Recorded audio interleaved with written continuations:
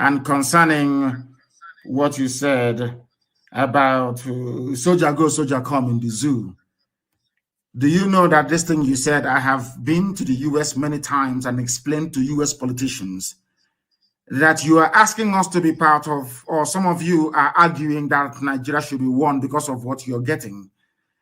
But every avenue to effect any positive change in the society has been denied to people. If you don't have electricity, you want to generate electricity, they will say, no, you have to go through NEPA. You want to change your government, they will say, go and vote, and they will rig it in front of your eyes. We explained all these things to them. Yet they refused to understand. That was when it dawned on us that some white people will prefer Africa to be in perpetual darkness because it makes them to feel good. And we don't have the type of natural boundaries you have in most Southeast Asian countries that manage to beat colonial mentality. There they have natural boundaries.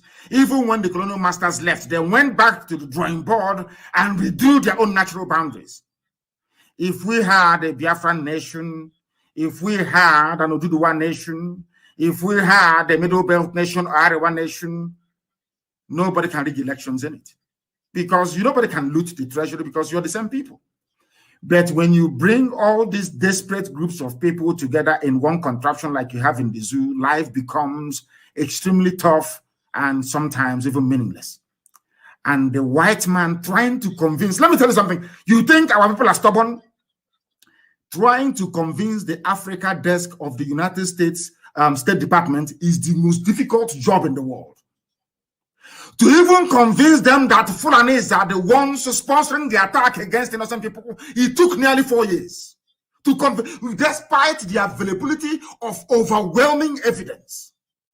Yet the United States, the Africa desk at the State Department, their foreign ministry, they refused. They refused. Even till today, they are still paying some consultants to say it is farmer header clash. Farmer header clash. They came into Benue. They renamed Benue a Fulani town. They went into Plateau. They anointed their own person, the soon to be the Emir of Jos.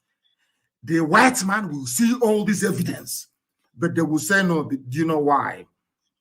Because they are being lobbied, which is another word for bribery. Fulani, they have money. They stole money to blind the whole world with their British masters, to make them not to see where we are coming from. So it doesn't matter the validity of your claim or evidence you have against Nigeria.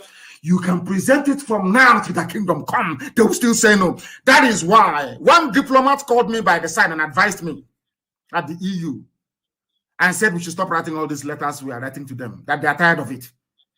I said, but he said, what have you done? They are coming to kill you. What have you yourself done? It is only when you do something that we, the world, can now come in and say, oh, what is the matter? But if you keep writing letters, keep lamenting, keep trying every day, nobody will come. A white man from France told me at the EU, to my face. That is why we are doing what we are doing. And we are not going to stop doing what we are doing until Biafra is restored. One thing, my dear brother, you must understand is this.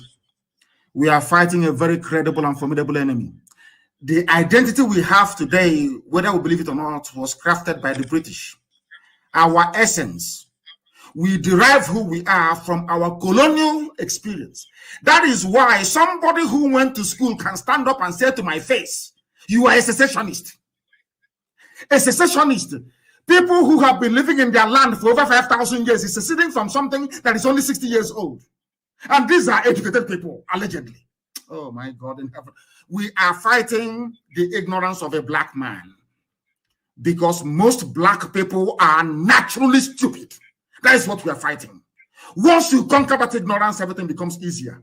Look at all the years we have been preaching. Every type of name they called us. People today in Yoruba land agitating for freedom, we are calling us names only 2 years ago. But we remain resolute and consistent. Now they have gotten our message. And I do believe that in time to come, Middle Belt will get it as well. And everybody will be free. If we are not prepared to die, there is no way we can have freedom. That is why we are going to fight with all that we have to be free. We are not going to allow them. Look at Hope Uzodinma, the Sarakin Fulani of Imo State. Some people in Imo State are calling him Governor Hope Uzodinma. And these are the people you are fighting to save. They know that Hope Uzodinma got there through the back door, that the Fulani imposed him. Abba Kyari single-handedly picked him because he's a criminal. He's a 419. That is the type of leadership they want to foist on our people so they can control us. Our people, they went to school, they know all these things, but they cannot do anything about it. Because they have no soul, they have no conscience, because they're compromised. And that is why this very effort, this very fight must continue until we win it.